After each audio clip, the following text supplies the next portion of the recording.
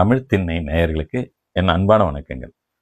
Cinema உலகத்தில் என்ன வேணாலும் நடக்கலாம் என்பதற்கு நிறைய உதாரணங்கள் நிறைய பேர் சொல்லியிருப்பாங்க. நான் பார்த்த ஒரு உதாரணத்தை, ஒரு சம்பவத்தை, ஒரு செயலை உங்கள்கிட்ட சொல்லலாம்னு பகிர்ந்துக்கலாம்னு நினைக்கிறேன். நடிகர் செல்வா அவர் டாக்டர் ராஜசேகர் இல்லையா, எவனா இருந்தா எனக்கு என்ன, இதுதான்டா போலீஸ் அப்படின்னு ஒரு மூர்க்கமான ஒரு ரஃப் அண்ட் டஃப் படங்களில் ஹீரோவாக நடித்து கலக்கினவர் அவர். அவரோட தம்பி சாரி அவரோட தம்பி தான் செல்வா.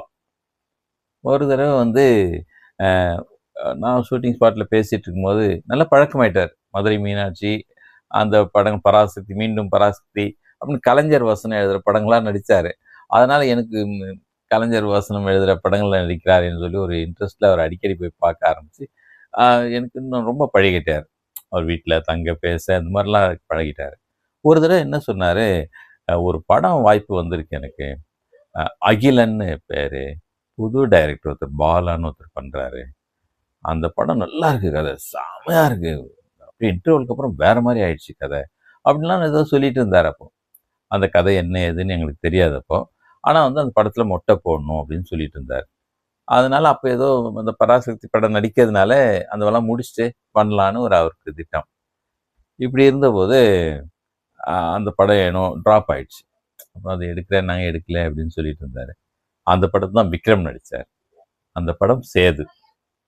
சியான் விக்ரம் ஆகி, விக்ரம் ஒரு ஒரு ஒரு 86, 87 அறிமுகமாகி மீரான்ற படத்தில் ஒரு 4-5 வருஷம் வாய்ப்பே இல்லாமல் இருந்து, அப்புறம் ஒரு சேதுன்ற படத்தின் மூலமாக மீண்டும் ஒரு புதிய நடிகர் போல் அறிமுகமாகி எங்கேயோ போனார். விக்ரமுக்கு ஒரு வாழ்க்கையில் ஒரு மறுமலர்ச்சி தந்த படம் சேது. அந்த படத்தில் நடிச்சிருக்க வேண்டிய செல்வா என்பது எனக்கு ஒரு சின்ன இது இருந்துகிட்டே இருந்தது. அதன் பிறகு என்ன ஆச்சுன்னா, அந்த படத்தில் அவங்க அண்ணன் நடிக்கிறார் தெலுங்குல. டாக்டர் ராஜசேகர் தெலுங்குல அதே சேது படத்தை எடுத்து ரீமேக் பண்ணுறாங்க. மறுபடியும் அந்த படத்துக்கு வசனம் எழுதுகிற வேலை தான் செல்வாக்கு. அவருடைய இதுதான்டா போலீஸ் எல்லாத்துக்கும் வசனம் எழுதினவர் அவர் தான். தமிழில் வசனம் எழுதுகிறவர் செல்வா தான் எப்பவுமே. அவருக்கு அந்த மாதிரி ஒரு வசனம் எழுதுறது, டைரக்ட் பண்ணுறதுலேயும் ஒரு ஆசை இருந்தது. கோல்மால்னு ஒரு படம் கூட அவர் டைரக்ட் பண்ணார், இன்ட்ரெஸ்டிங் படம். அந்த படம் ரொம்ப நல்லாயிருக்கும். ஒரு சீனும் எதிர்பார்க்காத திருப்பமாக இருக்கும்.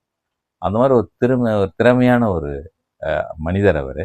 ஆனால் அந்த அகிலன் படம் எடுக்க முடியாமல் போனதில் அவர் வாழ்க்கையில் ஒரு பெரிய திருப்பம் நடந்திருக்க வேண்டுமே, அது நடக்க முடியாமல் போயிடுச்சுன்னு கூட நான் நினச்சது உண்டு. என்ன பண்ணுறது, காலம் செய்த கோல்மால் தான் இது. நன்றி, வணக்கம்.